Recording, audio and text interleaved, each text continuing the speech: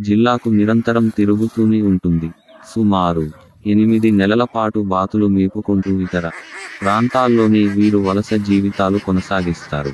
Road పక్కనే నివాసాలుంటూ డేరాలే ఏడంతస్తుల మేడలుగా, కటిక నేలే పట్టుపరుపులుగా, బాతులే తమ అష్టైశ్వర్యాలుగా భావిస్తారు.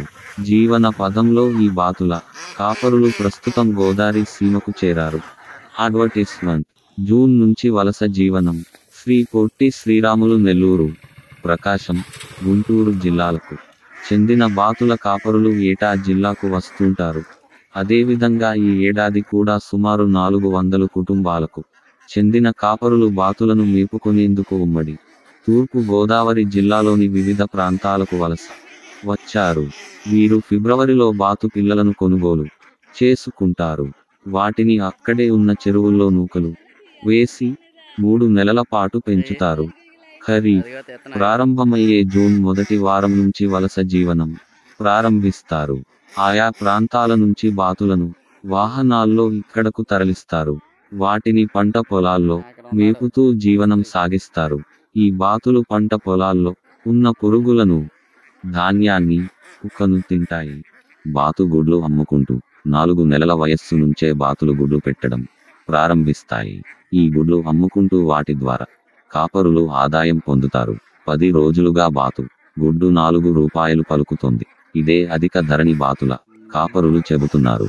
ఉమ్మడి తూర్పు, పశ్చిమ గోదావరి జిల్లాల్లో వరి నాట్లు ముగియగానే పలువురు సొంత జిల్లాలకు తిరుగుముఖం పడతారు. మరికొందరు తెలంగాణలోని నల్గొండ, మహబూబ్ నగర్ తదితర ప్రాంతాలకు వలస వెళ్తారు.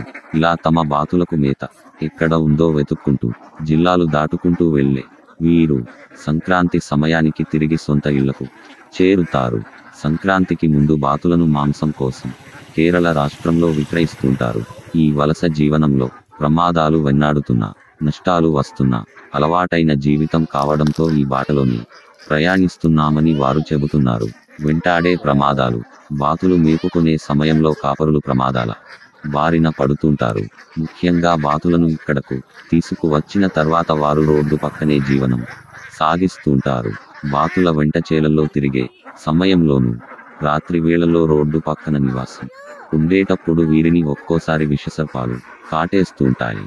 ఈ విధంగా అనేక మంది ప్రాణాలు కోల్పోయారని ప్రకాశం జిల్లా కందుకూరుకు చెందిన బాతుల కాపరి చెప్పాడు. అలాగే రోడ్డు పక్కన నివాసం ఉండే సమయంలో లారీలు మీదకు దూసుకువస్తూ కూడా అనేక మంది మృత్యువాత పడుతుంటారని లక్ష్మమ్మ చెప్పింది. తెగుళ్ల బెడద. వర్షాలు సక్రమంగా పడితేనే బాతుల కాపరులకు బాగుంటుంది. ప్రస్తుతం ఒక్కో కుటుంబం వారు సుమారు 1000 నుంచి 1500 వరకు బాతులను కొనుగోలు చేసుకుని ఇక్కడకు వలస వచ్చారు.